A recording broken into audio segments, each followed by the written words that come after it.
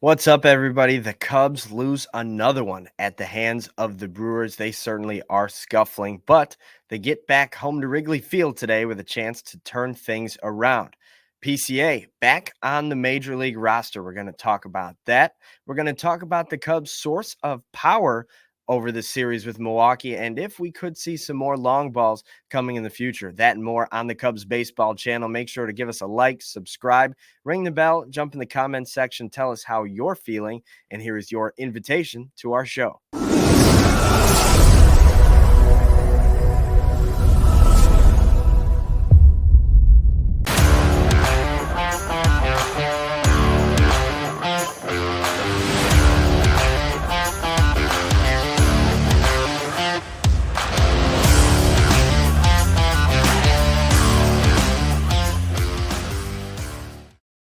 TGIF. That means thank God it's Friday. And TGWH. Thank God we're home. Hopefully that's what the Cubs are going to be saying as they look to get back on track against the Cincinnati Reds today.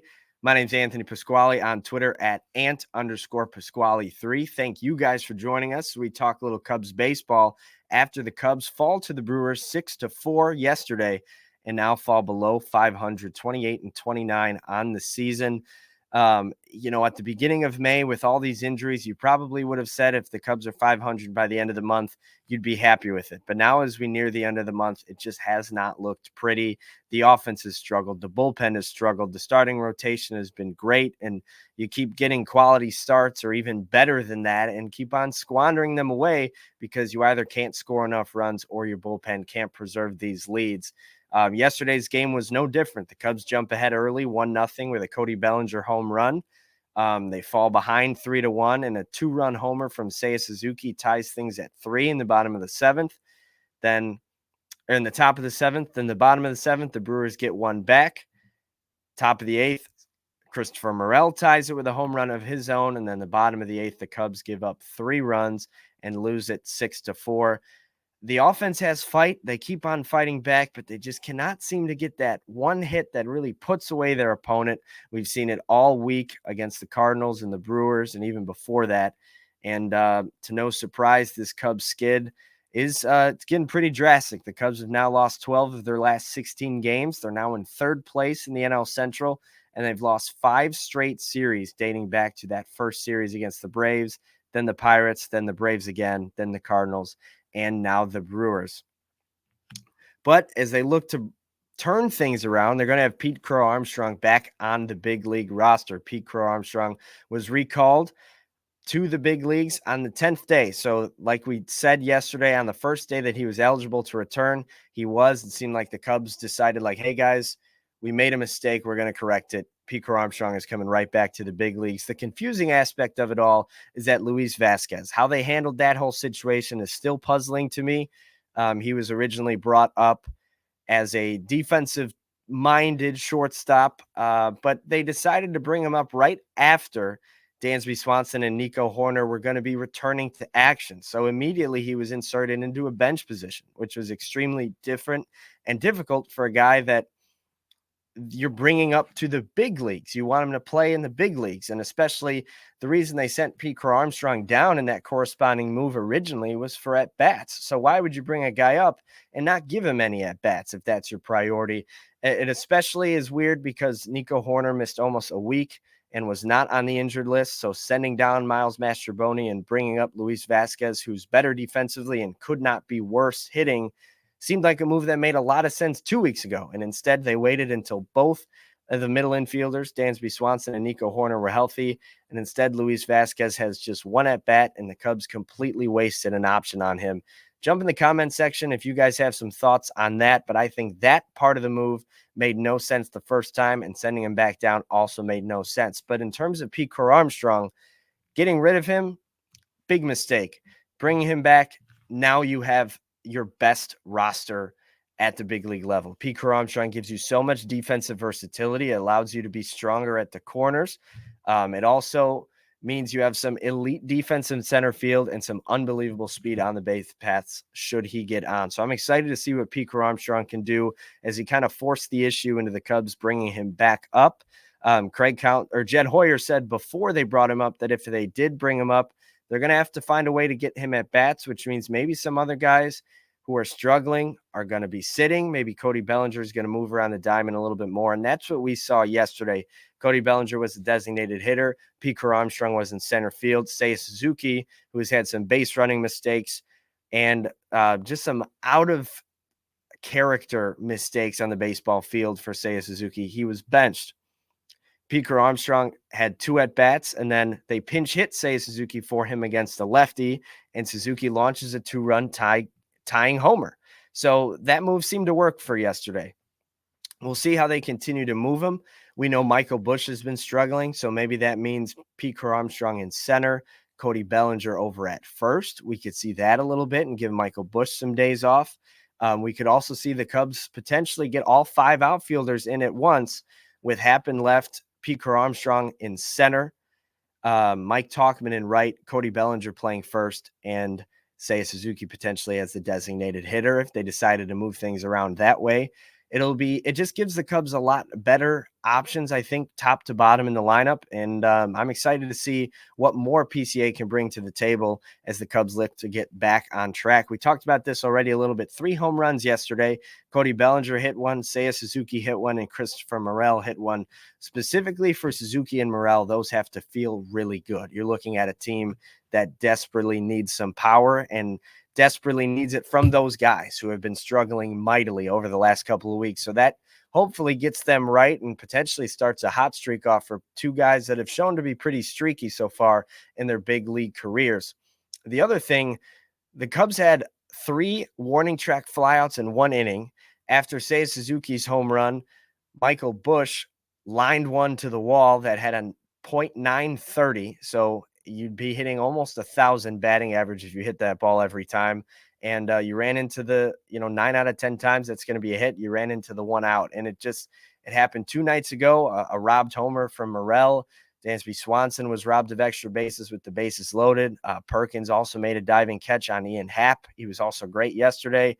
So the Cubs have also, as bad as they've been offensively, their rockets, the balls that they're barreling up and putting in play, they've been unlucky on. So there's going to be some regression to the mean there, and the Cubs should be getting some big offensive games soon. The only thing that's unfortunate about that is it seems like whenever the Cubs do get a good offensive game, 5, 6, 7 runs, the bullpen can't hold the lead. And yesterday, Mark Leiter Jr. gave up runs again. I think it's the 3rd consecutive outing that Mark Leiter Jr. gave up runs. Luke Little was also wild, and it led to the Brewers scoring off of him. And Tyson Miller gave up the game-winning home run to Gary Sanchez while he was on the mound. So 3 of the 4 relievers that you brought out of the pen all gave up runs. That's not a recipe for success. And I will give the Cubs credit where it's due. The bullpen has been much better over the last 2 weeks. It really has been the offense that has kept the Cubs out of the win column. But these last few against Milwaukee, the bullpen has been really bad. Justin Steele, 7 shutout innings. You take him out, the bullpen gives up 5 runs. Ben Brown, 7 no-hit innings. You take him out, the bullpen gives up a run. Yesterday, Jameson Taillon, a 6-inning quality start. That's your 5 starter. If you get 6-inning quality start out of him, you're happy about that. And then what happens? The bullpen gives up 3 more, double what Taillon did in just 3 innings. So at some point, we talked about it in late April, early May. These wins are going to come back to bite you, and keep giving away these games. You're not going to be where you want to be in the standings. And now that the offense is slumping and you're still giving away some games, you got to think, man, we're 1 game under 500 right now, but damn, you could easily add 8 more wins into this win column and the Cubs would be in first place. Like it's so frustrating to think of things that way. But that's kind of what we're forced to do as fans and people that talk about this team day after day. When you see games that are so winnable turn into losses day after day after day. And not to get on the Cubs a little bit, but you don't back up the truck for a manager that's supposed to turn these type of games into wins and not get results. So I'm expecting a little bit of a shakeup soon. I'm not saying Craig Counsell is going to get fired. I'm not even close to thinking that. I'm saying some roster moves have to change. Maybe you go make a splash in the trade pool, because you can't squander away what looked to be a very promising season early by continuing to blow games and run out the same guys over and over again that continue to blow these games. And I'm not putting the full blame on the bullpen. The offense needs to be better and more consistent as well. But when your starters are giving you 6 or 7 innings and giving up less than 3 runs, you should win those games 9 times out of 10. And the Cubs have been losing them over and over again over the last month or so. June's almost here. Maybe that'll be a better month for the Cubs. They also return back home and get their first look at the Reds this season. The Cubs are so far 6-10 against a weak NL Central. Let me repeat. The Cubs are 6-10 against a weak NL Central. That needs to change. They need to be better against their own division if they want to win their own division. So far, I think they're 3-4 against the Pirates. And I believe they are also 3-5 now against Milwaukee, or 2-5, excuse me, against Milwaukee. So you got to be better. 0-2 against St. Louis as well. So you got to be better there. It's just been bleak against your division, and it wasn't easy in April. You played the Dodgers, you played the Padres twice already, you played the Diamondbacks, you played the Mariners, you played a lot of really good teams, and now this stretch that started last week, and you had the Cardinals, the Brewers, the Reds, the White Sox, then the Reds again. You looked at it and said, okay, we could take advantage of this. We could beat up against our division and take advantage of some wins. And the Cubs haven't done it so far. So far on this stretch, they are 1-5. They need to be better. They need to be better, and that starts today at Wrigley Field at 1:20 back at home against the Reds. Javier Assad on the mound against Graham Ashcraft. Ashcraft is 4-3 with a 4.67 ERA. Cubs have been pretty good against him in the past. Nico Horner, Cody Bellinger, Ian Happ all have really good numbers against him. Patrick Wisdom as well. So we'll keep an eye on the Cubs. Maybe the wind's blowing out today, and the Cubs can really turn on some pitches and put some big runs up on the board. They haven't had a sweat-free loss, I think, all month. And it'd be nice to just get a blowout and get back on track. Hopefully the offense is starting to come around. It looks like they're just about to a breakout, and hopefully it starts today. Javier Assad on the mound for the Cubs, 4-1 with a 2.17 ERA. He's been excellent all year. His last start was probably his worst one, but he really only had 2 bad pitches. Both turned into 2-run home runs from Paul Goldschmidt. The rest of his outing was pretty good and pretty mellow, like not a lot of tests, not a lot of challenges. It was really just those 2 innings that got out of hand with 1 pitch. So I expect him to be good, and I think him pitching back at Wrigley is a spot that he's had a ton of success at so far in his young starting career. So I'm excited to see what Assad can do and hopefully stop.